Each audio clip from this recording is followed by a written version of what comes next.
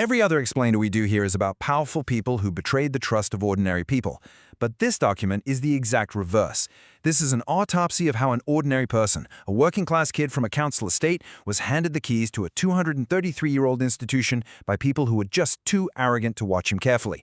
The fraud was enabled by the exact same class system that produced the bank. That is not a commentary. That is a document. Established in 1762, Barings Bank was the banker to the British royal family. It financed the Louisiana Purchase. It survived the Napoleonic Wars. It survived 2 world wars. It survived the Great Depression. 233 years of absolute, unquestioned history. It was destroyed in 48 days by a 28-year-old from a council estate in Watford who had failed his mathematics exam. Let's look at exactly what Barings gave Nicholas Leeson when they sent him to Singapore. They handed him the front office, which means executing the trades on the floor, and they handed him the back office, which is settling and confirming those exact same trades. If you know anything about banking, you know this is literally the golden rule of risk management. You never ever let the same person do both. But they did. It meant Leeson could place massive trades on the floor and then just walk right into the back room and independently confirm them himself. There was absolutely nobody between him and the books. In Leeson's own words, it was a bizarre structure, and one which allowed me to run my own show without anyone interfering. Think about what that actually meant in practice. He could create catastrophic losses on the trading floor. He could hide those exact losses in the back room because he entirely controlled it. He could request cash from London to cover the shortfall and then report back to the executives that everything was perfectly fine. Who approved this setup? Who was supposed to supervise him? Effectively, no one. Because he possessed this total control to create losses, hide them, and request cash to cover them, we're left with a very specific question. When you control the entire ledger, where did the mistakes actually go? They went into a hidden error account. He opened it specifically to bury his mistakes. He named it 88,888. The number 8 is deeply associated with prosperity and luck in Asian cultures. He was hiding massive, compounding trading losses behind a number meant to symbolize good fortune. The mechanics of this were chillingly simple. The real losses from his bad trades were quietly moved into this hidden account. Meanwhile, completely fake, fabricated profits were reported back to London.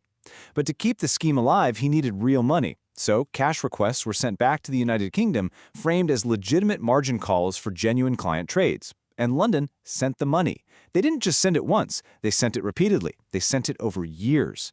By January 1995, the losses hidden in account 88,888 had reached £827 million. Barings had absolutely no idea. Executives were repeatedly wiring huge sums of cash to cover what they assumed were routine business expenses, completely blind to the black hole forming in Singapore. And this plants a terrifying question as the ground begins to shift. Who was watching?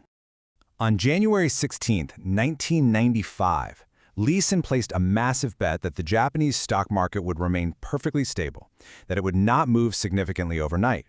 The very next morning, on January 17th, a magnitude 6.9 earthquake struck near Kobe, Japan. 6,000 people died.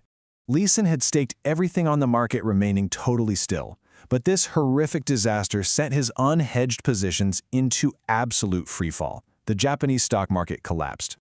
All the Japanese guys were talking about the cracks in their walls, but funnily enough, I was pretty calm. I began to see this as an opportunity. He executed more trades. He placed even bigger bets as the market continued to slide.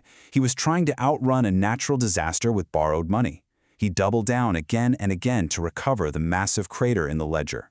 Which leads us to ask, as the entire system starts to buckle, how long can you outrun a natural disaster with borrowed money?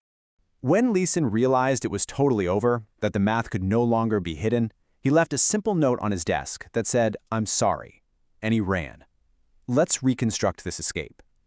His frantic flight traced through Malaysia, then into Thailand, and finally into Germany. It was a desperate attempt to vanish, but his flight ultimately ended with his arrest at the Frankfurt airport, which would lead to his extradition back to Singapore. While he was running, the executives in London were finally learning the truth. Britain's oldest merchant bank was discovering its own bankruptcy at the exact same moment its Singapore trader was sitting at an airport gate. The institution wasn't just struggling, it was entirely, irreparably insolvent. This total systemic collapse begs the ultimate forensic question. Why did a 233-year-old institution ignore every single red flag? Section 5. The audit that saw nothing. Internal auditors had actually flown out to Singapore in July 1994. They sat right there in his office. They reviewed Leeson's books. The audit explicitly warned management about the severe lack of segregation of duties. It flagged the completely inadequate supervision. It highlighted the total absence of risk control mechanisms. The warnings were all documented, right there in black and white. But the warnings were ignored. They were ignored by executives whose own annual bonuses increased directly from his fabricated profits. This proves exactly what kind of system this was. This was a system where prestige meant nobody asked the hard questions. Reputation substituted for scrutiny. The class system that built Barings simply assumed its own invulnerability, entirely blinding them to the reality sitting plainly in their own audit reports. Barings Bank was sold to the Dutch bank ING for exactly £1. 1 single pound. Nick Leeson served 4 years in Changi Prison in Singapore. He was diagnosed with colon cancer while inside. He survived it. He was released in 1999. He now works as a private investigator dealing with cases of financial misconduct. Barings Bank no longer exists. Its 233 years erased by one single ledger. 88,888. The Collapse INC doesn't tell you what to feel about that, because the number already knows.